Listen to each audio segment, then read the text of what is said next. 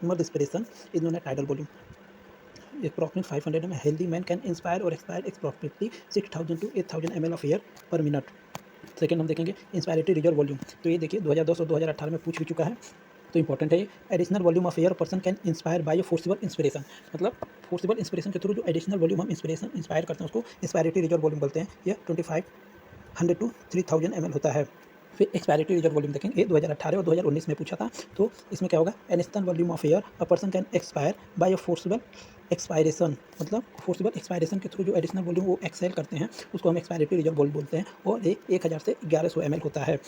फिर हम देखेंगे रेजिडुअल वॉल्यूम, जो सबसे इंपॉर्टेंट है, और आप देख सकते हैं ये सबसे ज़्यादा ईयर में पुटअप भी हुआ है, जो 2010 में पूछा है, 2016, 2017 और 2018 में भी ये पूछा गया है।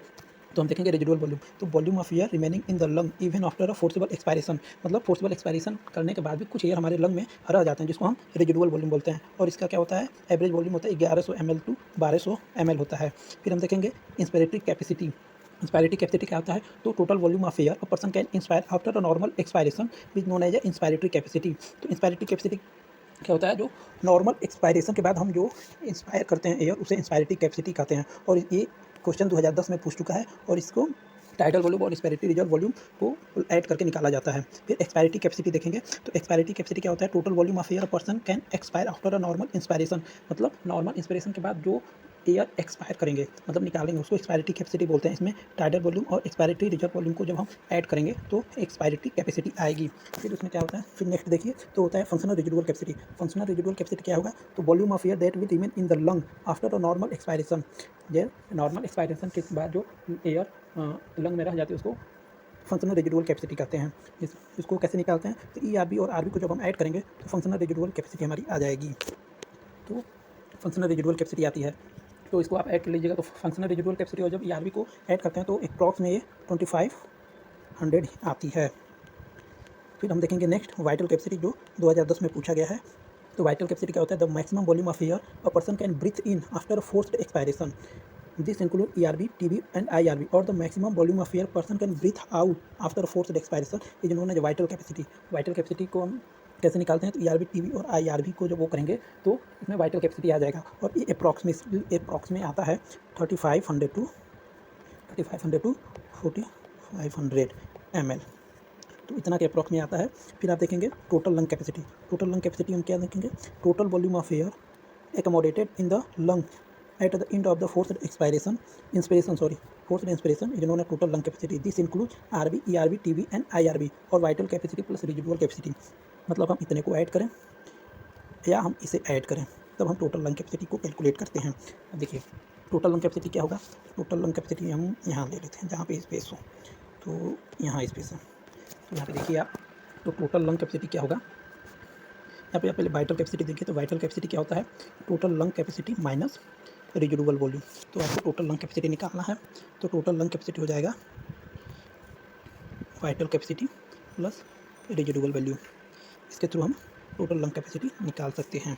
फिर आप टोटल लंग कैपेसिटी इसके थ्रू भी निकाल सकते हैं, जैसे टोटल लंग कैपेसिटी, एक minute, yes, total lung capacity is equal to RB residual volume plus ERB expiratory reserve volume, tidal volume plus inspiratory reserve volume. इसके थ्रू भी हम टोटल लंग कैपेसिटी निकाल सकते हैं, और ये टोटल कितना आ जाता है, अप्रॉक्सीमेटली 1000, इतना टोटल लंग कैपेसिटी आ जाता है। तो ये हमारा हो गया, और ये बहुत इंपॉर्टेंट है, इस वैल्यू को आप मोस्ट इंपॉर्टेंट मान के चलिए, क्योंकि इससे हर साल क्वेश्चन पुटअप होता ही होता है। अब आएंगे हम exchange of gases. Exchange of gas हम पढ़ेंगे, तो alveoli are the primary site of exchange of gases. Exchange of gases also occur between the blood and tissue. O2 and CO2 are exchange in this site by the simple diffusion, mainly based on pressure or concentration gradient. Solubility of gases as well as the thickness of membrane involved in diffusion are also some important factors that can affect the rate of diffusion. Pressure contributed by an individual gas in a mixture of gas is called the partial pressure and represented as PO2 for oxygen and PCO2 for carbon dioxide. Partial pressure of these two gas in the atmospheric air and the two sites of diffusion are given in the table, जो नीचे given table में इन्होंने दे दिया है। The data given in the table clearly indicate a concentration gradient for oxygen from the alveoli to blood and blood to tissue similarly.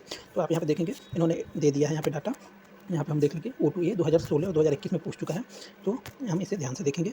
देखिए O2 का atmospheric air में 159 होता है और CO2 का 0.3 होता है। एल्वोलाई में O2 का प्रेशर होता है 104 और CO2 का 40 होता है।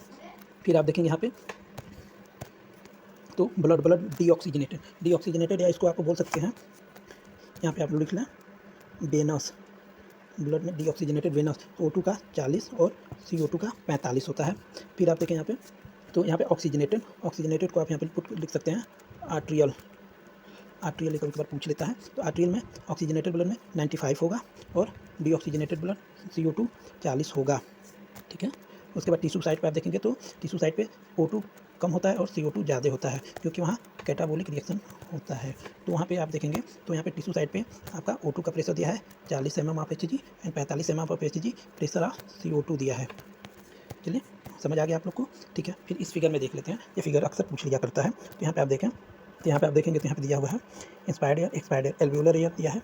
जो आप यहाँ आगे ऊपर देखे हैं डाटा में, तो प्रेशर ऑफ O2 एल्वोलाई में 104 होता है, pressure of CO2 40 mm of Hg होता है, एल्वोलाई का होता है।